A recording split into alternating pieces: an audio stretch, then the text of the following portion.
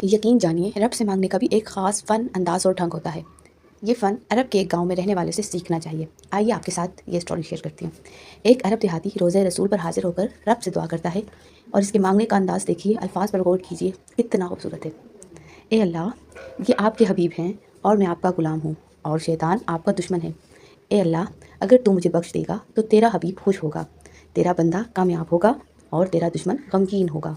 मौला, अगर तूने मेरी बख्शिश नहीं की तो तेरा हबीब गमगीन होगा, तेरा ग़ुलाम नाकाम होगा और तेरा दुश्मन खुश होगा। इलाही, तेरी शान इससे बढ़कर है कि तू अपने हबीब को गमगीन करे, अपने बंदे को नाकाम और अपने दुश्मन को खुश करे।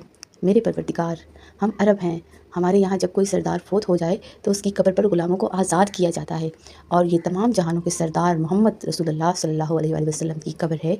बस मुझ ग़ुलाम को भी जहन्नम की आग से आज़ाद। उनकी वालिदा का इंतकाल 105 बरस की उम्र में हुआ था। मैंने ज़रा हिचकिचाहट से पूछा, अच्छी सेहत का राज तो बताएं। कहने लगे, बस बीमार ना पड़ो। मैंने कहा, ये तो हमारे बस की बात नहीं। हंसते हुए कहने लगे, बस की बात है। मैंने कहा, आप बताएं, मैं ज़रूर अमल करूँगा। मेरे करीब आकर आहिस्ता से कहने लगे, मुंह में कभी कोई चीज़ बिस्मिल्लाह के बगैर ना डालना, चाहे पानी का कतरा हो या चने का दाना। मैं खामोश सा हो गया।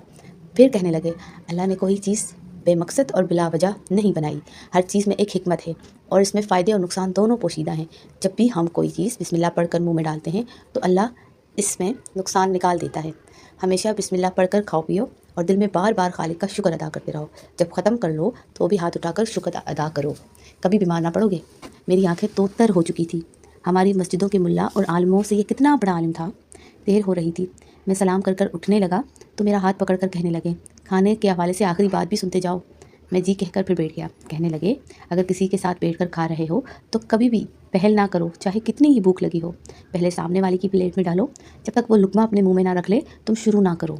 मेरी हिम्मत नहीं पड़ रही थी कि इसका फ़ायदा पूछूं, लेकिन वो खुद ही कहने लगे, ये तुम्हारे खाने का सदका अदा हो गया और इसके साथ अल्लाह भी राज़ी हुआ कि तुमने पहले इसके बंदे का ख्याल किया। याद रखो, ग़िज़ा जिस्म की और बिस्मिल्लाह रूह की ग़िज़ा है। अब बताओ, क्या तुम ऐसे खाने से बीमार पड़ सकते हो?